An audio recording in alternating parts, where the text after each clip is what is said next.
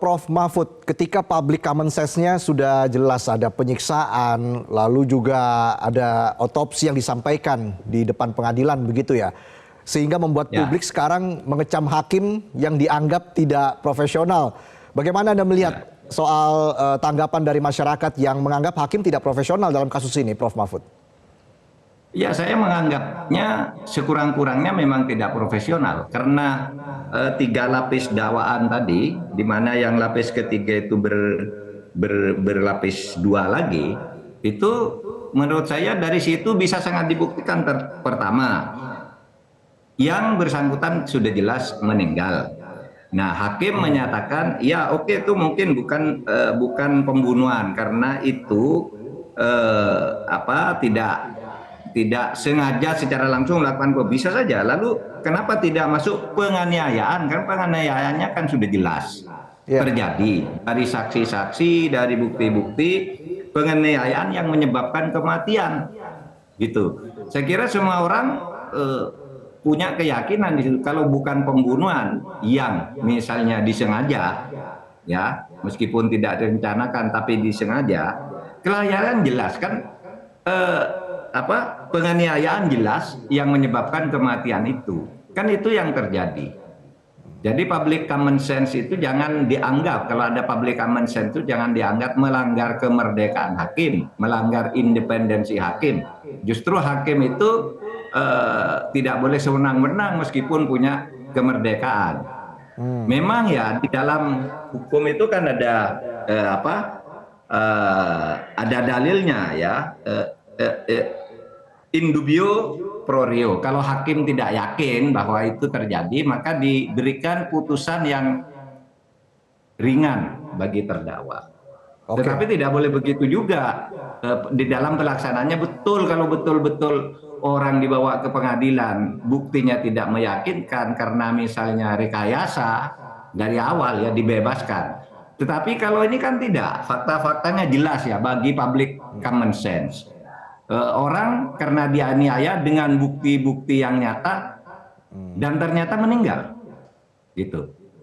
Atau kalau penganiayaan tidak menyebabkan langsung kematian, misalnya dianggap itu penganiayaan tidak menyebabkan kematian, tapi luka-luka beratnya yang kemudian menimbulkan kematian, kan bisa juga. Itu sudah terbukti di lapangan, gitu ya. Dan diakui itu terjadi semua, cuma hakim tidak yakin. Nah begini, bukti di dalam hukum pidana itu kan yang paling menentukan keyakinan hakim. Ya, satu, ya, kalau tertangkap tangan itu tidak bisa mengelak. Yang kedua pengakuan. Yang ketiga saksi. Lalu yang keempat keyakinan hakim. Nah hakim yakin sekarang ini tidak salah, tapi itu jangan digunakan sewenang-wenang juga. Ini Reza yang menurut saya merupakan penyelewengan dari asas kebebasan hakim. Di zaman Pak Harto dulu Orde Baru, ya hakim itu berbuat gitu tuh jarang sekali. Ya, waktu itu lembaga peradilan itu dipisahkan dari pemerintah, dari Kementerian Hukum HAM, dipindah sepenuhnya ke Mahkamah Agung. Itu kan agar hakim itu bebas, karena di zaman Orde Baru hakim itu tidak punya kebebasan. Tetapi ketidakbebasan hakim di zaman Orde Baru itu hanya terjadi pada kasus-kasus hukum. Misalnya kasus nepotisme, kasus keluarga cendana, kasus korupsi, kasus mafia. Tapi kasus-kasus pidana biasa seperti ini di pengadilan-pengadilan dulu berjalan baik.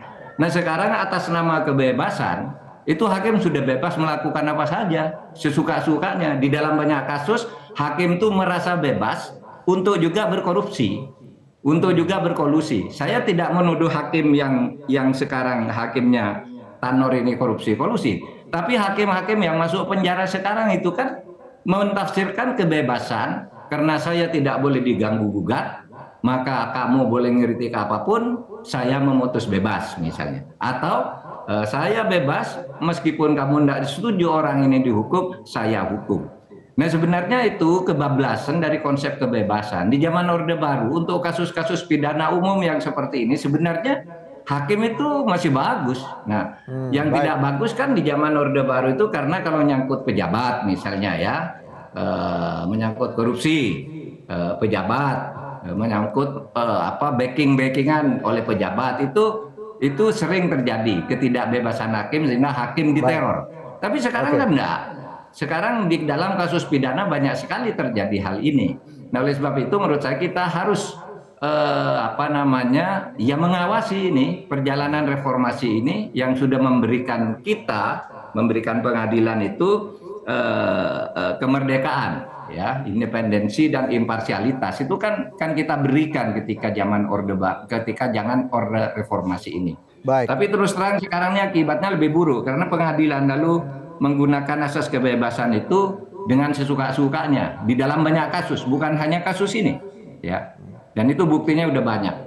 Jelajahi cara baru mendapatkan informasi. Download Metro TV Extend sekarang.